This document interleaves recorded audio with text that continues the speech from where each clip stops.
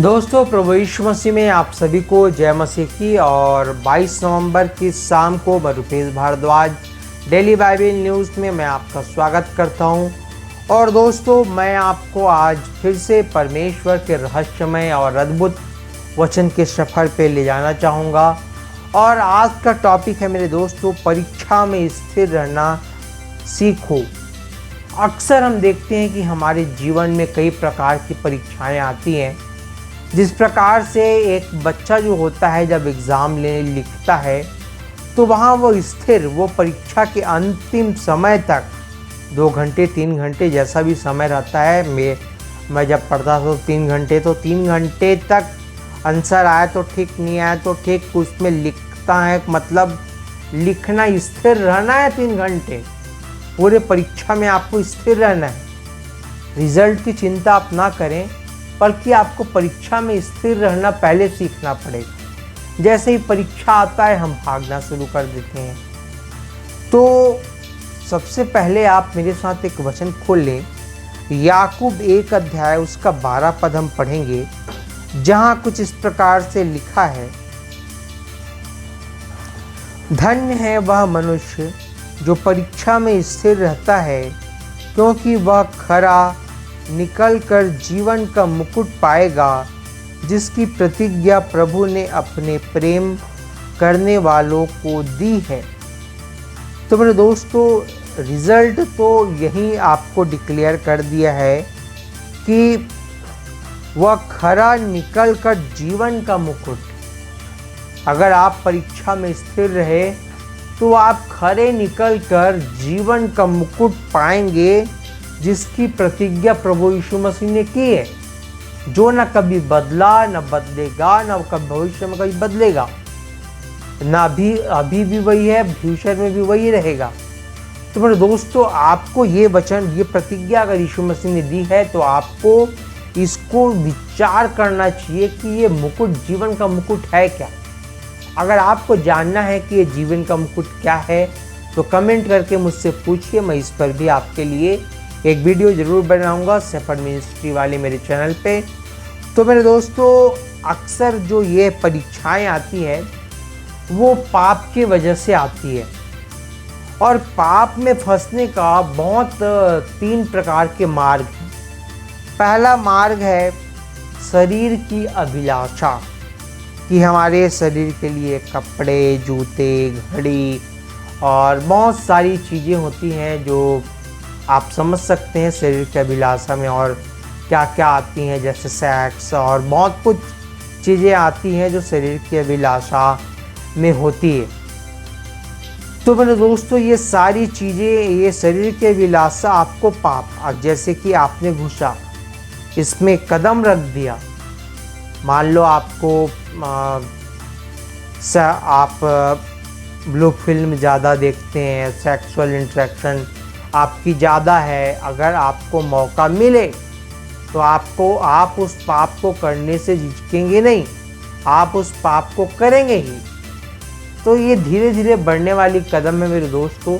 आजकल बहुत सारे लोग जिनको कुछ तो आज देख सकते हैं कि भारत में रेप केस कितने होते हैं, सब ये शरीर के अभिलाषा के वजह से। जगह जगह पे, बड़े बड़े शहरों पे गवर्नमेंट परमिट करके रखती है कोठाओं को, जहां धंधे चलते हैं और ये जिस्म व्यापार चलता है, और बहुत सारी चीज़ें चलती है जिसमें जाकर लोग इस पाप में घुस जाते हैं।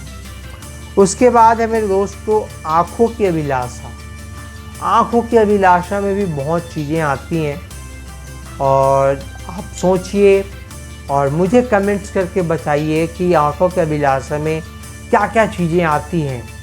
और उसके बाद जीविका का घमंड, आपका ये शरीर, ताकत, बुद्धि, ये तो बहुत सारी चीज़ें हैं जिसका घमंड रहता है मनुष्य को, जो कि आपके जीवन तक सीमित है, उसके बाद वो भी समाप्त, आप भी समाप्त।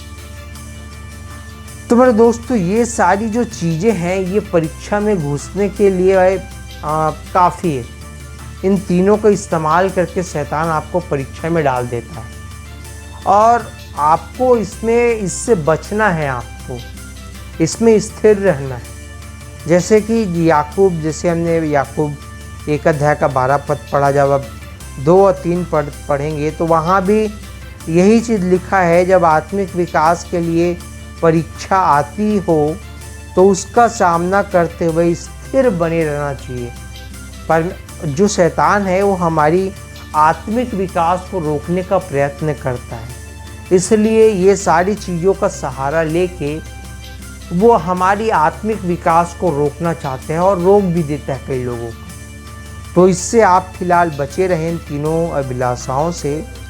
और ऐसी परीक्षा जो हमें पाप में गिरा सकती है, ऐसी भी परीक्षाएं आती है जो हमको गिरा सकती हैं, उससे बचना चाहिए और दूर भाग जाना चाहिए। जो परीक्षा ऐसा लगे हमको कि ये पाप में गिराने वाली है, यूसुफ के बारे में हम जब जानते हैं कि जिस वो घर में रहता था उसकी जो मालकिन थी उसके साथ वह जिस्म का संबंध बनाना चाहती थी, मगर यूसुफ अपने कपड़े उसी के हाथ में छोड़कर वहाँ से भाग जाता है। तो मेरे दोस्तों, कहने का तात्पर्य ये है मेरा, ऐसा कोई कंडीशन या जगह आए तो आपको भी वहाँ से भाग जाना है। आप पढ़ लीजिएगा मत्ती 5:29 या 2 तीमुथियुस 2 अध्याय उसका 22 पद। तो दोस्तों, हमको जो परीक्षा हमारे जीवन में आए तो उसमें हमको स्थिर रहना है।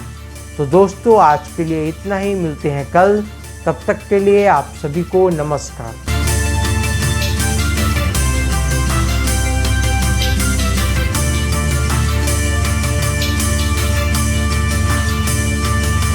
इसी तरह और भी हमारे भारत देश के लिए बड़े बड़े प्रोजेक्ट हैं, जिसके लिए यदि परमेश्वर पिता आपके मन को उभारता है तो आप अपनी आर्थिक सहायता राशि दे सकते हैं। आप डायरेक्ट हमारे बैंक अकाउंट में डाल सकते हैं और UPI के जरिए भी आप अपनी मदद राशि डाल सकते हैं।